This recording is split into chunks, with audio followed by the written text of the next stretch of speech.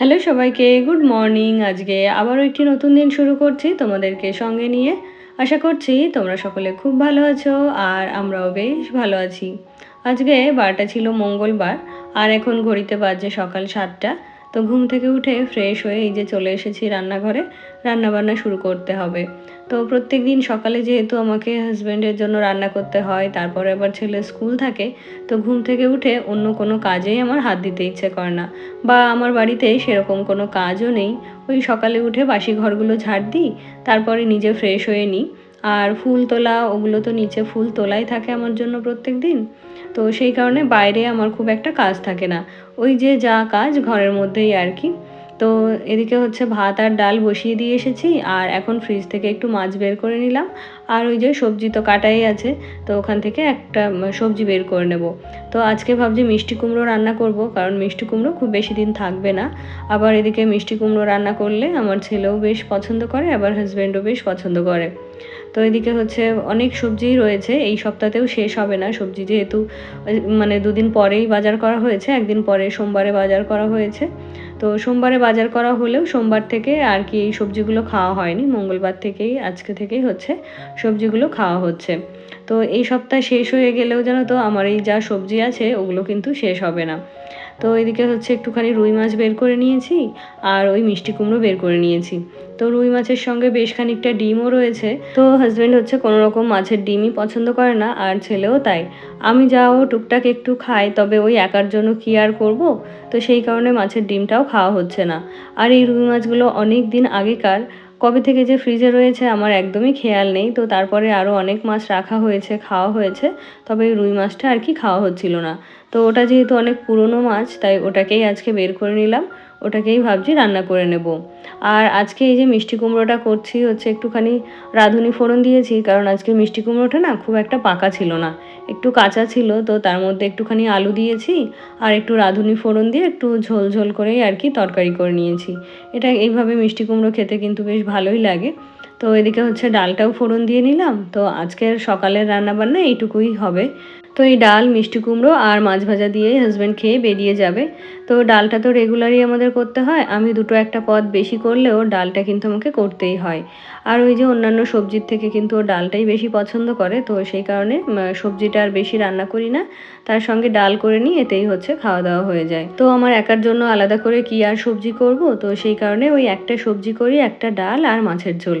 আর ছেলেও তো খাওয়ার সেরকম কেউ নয়, মানে ও ওই যা একটু সবজি হবে সেগুলোতে হচ্ছে চটকে ভাতটা মেখে দিলে সেটুকু খেয়ে নেয়। তো সেই জন্য বেশি কিছু রান্না করলে না আমার এক্সেস হয়। তো সেই কারণে আর কি বেশি রান্না বান্না মানে বেশি আইটেম আমি করিও না। তো এদিকে হাজব্যান্ডকে খাবারটা দিয়ে দিয়েছি, আর মাছের ঝোলটাও শুরু করে দিয়েছি। আর আজকে মাছের ঝোলটা করছি আলু আর কাঁচকলা দিয়ে। তো কাঁচকলাটা তো আগেই কাটা ছিল, তবে আলুটা কোনো কিছুর সঙ্গেই কেটে রাখিনি।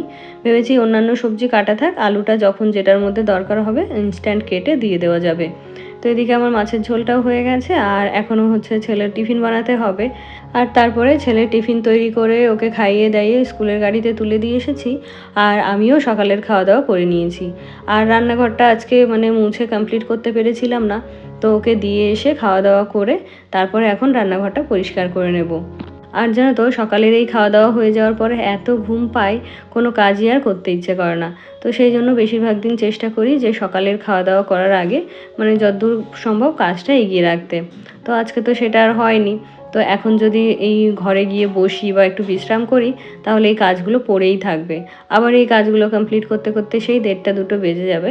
তাই ভাবলাম যে না, আগে কাজগুলো কমপ্লিট করি, স্নান দান করি, তারপরে একবারে গিয়ে ঘরে বসবো।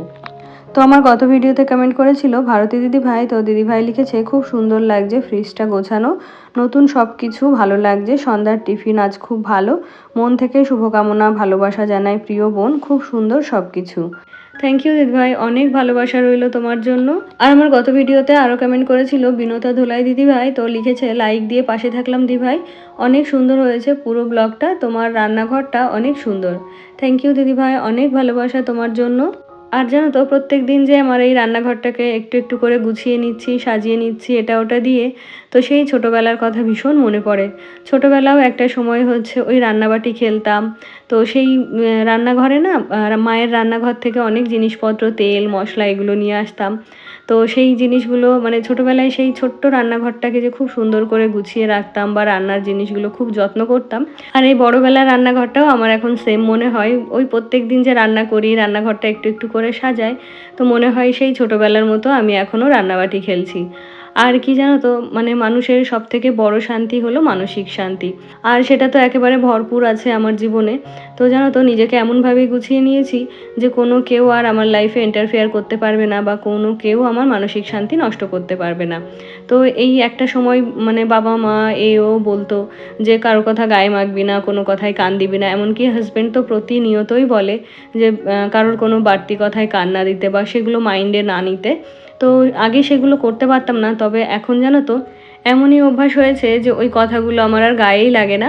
মানে ওই যে কী বলতো, যতই যে যাই বলুক না কেন, নিজের ম্যাচিউরিটি যদি না আসে বা নিজে যদি নিজেকে কন্ট্রোল করতে না পারি, তাহলে কোনো কারোর পরামর্শতেই কিন্তু নিজেকে কন্ট্রোল করা যায় না।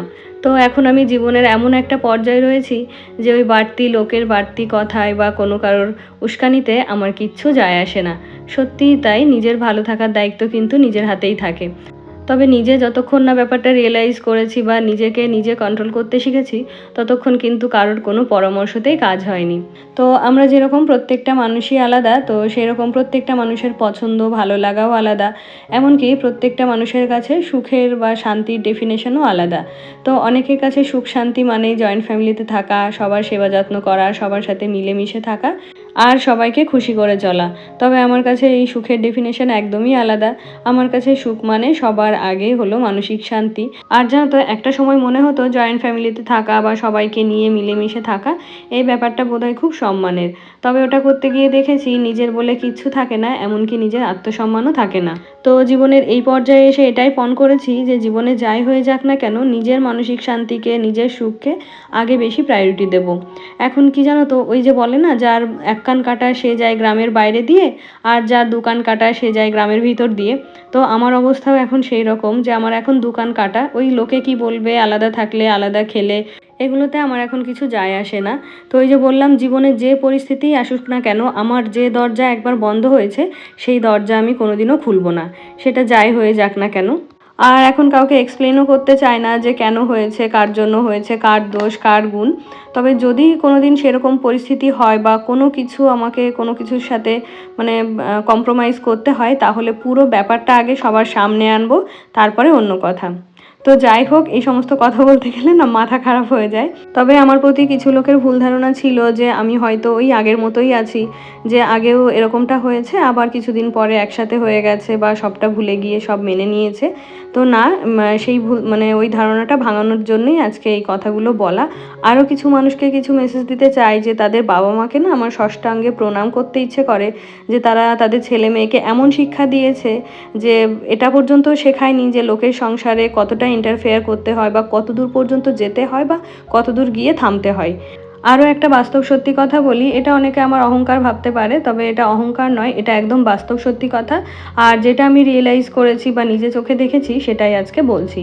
তো কিছু মানুষ আমার হাজব্যান্ডকে এই কারণেই হিংসা করে যে আমার হাজব্যান্ডের বাবা সচ্ছল বা চাকরি করতো বা পেনশন পায় বা কিছু পয়সা আছে বা আমার হাজব্যান্ডকে ভালোভাবে রেখেছে, ভালোভাবে আমাদেরকে রেখেছে। তো কিছু মানুষ হচ্ছে সেই কারণেই হচ্ছে আমাদেরকে হিংসা করে। তো সেই কারণেই তারা চেয়েছে যে আমার হাজব্যান্ড যেন তার বাবা মার থেকে আলাদা থাকে বা বাবা মার সাথে থাকার কারণে তার যেটুকু মানে আর্থিক সাশ্রয় হচ্ছে সেটাও যেন তার না হয়। আরও একটা কারণ হলো, আমার হাজব্যান্ডের চাকরিতে যেহেতু প্রমোশন আছে, তো প্রত্যেক বছরই ও প্রমোশনে চাইলে বসতে পারে, এমনকি ও প্রমোশন নিয়েওছে। তো ও যবে থেকে প্রমোশন নিয়েছে তবে থেকেই কিছু মানুষ মানে আমাদের শত্রু হয়ে গেছে, এমনকি আমাদের সাথে শত্রুতা করার জন্য আমাদের শত্রুর সাথেও তারা আবার হাত মিলিয়েছে। আর এই ঘটনাগুলো আমি প্রমাণ সমেত দেখিয়ে দিতে পারি। তবে ওই যে কাদাতে ঢিল ছুঁড়লে সেই কাদা নিজের গায়ে ছিটকে আসে, তো সেই কারণে এসব নিয়ে বেশি কথা বলতে চায় না। এগুলো যে রিসেন্ট হয়েছে তা কিন্তু নয়, এগুলো অনেক আগের ঘটনা, তবে অতটাও মানে ভাবি না, পাত্তা দিই না কথাগুলোকে। যে উপরে তো একজন বসে আছে, সে তো দেখছে। যদি কেউ টেনে নিচে নামাতে চায় তাহলে চাইলেই তো আর সে আমাদেরকে টেনে নিচে নামাতে পারবে না। তো এই আর কি। তো যাই হোক, আর বেশি কিছু এই ব্যাপারে বলবো না, আজকের ভিডিওটা পুরো ঘেঁটে ঘ করে দিলাম। তবে মনের মধ্যে কিছু কথা ছিল, সেগুলো আর কি তোমাদের সাথে শেয়ার করলাম। আর আমার মনে হয় কি পাড়ায় গিয়ে গসিপ করার থেকে বা ফোনে কারোর সাথে গসিপ করার থেকে এই যে নিজের কাজকর্ম করি বা তোমাদের সাথে শেয়ার করি বা এখানে যে দুটো কথা বলি, তো এটাতেই আমার মনটা অনেকটা হালকা হয়ে যায়। আর এটাই আমার ভালো থাকার একমাত্র রাস্তা বলতে পারো। তো যাই হোক, ওদিকে হচ্ছে রান্নাঘরে কিছু বাসন ছিল, বাসনগুলো মেজে ধুয়ে সব গুছিয়ে রেখে এলাম। আর এদিকে হচ্ছে ঘরদোরগুলো একটুখানি গুছিয়ে নেব। তারপরে তো আবার স্নান পুজো আছে। তো ওই যে বললাম না, একটুখানি ঘুম ঘুম পাচ্ছিল বা একটু বিশ্রাম নিতে মন চাইছিল, তবে এখন যদি বসি তাহলে সব কাজই কিন্তু পড়ে থাকবে। তাই ভাবলাম যে একবারে যা কাজ আছে সেগুলো সেরে একবারে স্নান ধান করে এসে তবেই হচ্ছে ঘরে বসবো। তো আমি যে কথাগুলো বললাম সেগুলো আমার একদমই ব্যক্তিগত কথা বা আমার পার্সোনাল লাইফে যা হয়েছে সেগুলোই আর কি তোমাদের সাথে বললাম। তো তোমরা যারা আমাকে পার্সোনালি চেনো না তারা প্লিজ এই কথাগুলোতে কিছু মনে করো না। আসলে কিছু মানুষকে চাইলে আমি টেনে তাদের মুখোশটা খুলে দিতে পারি, তো এটাই ছিল তাদের জন্য ছোট্ট একটা ওয়ার্নিং। আর আমার গত ভিডিওতে আরও কমেন্ট করেছিল রোডস অ্যান্ড রাইমস থেকে দিদিভাই। তো দিদিভাই অনেক বড় একটা কমেন্ট লিখেছে, যেটা আমি পড়ে নিয়েছি, তবে ভিডিওতে পড়তে গেলে না সবটা গুছিয়ে বলতে পারতাম না, তাই আর কি ভিডিওতে কমেন্টটা পড়তে পারলাম না।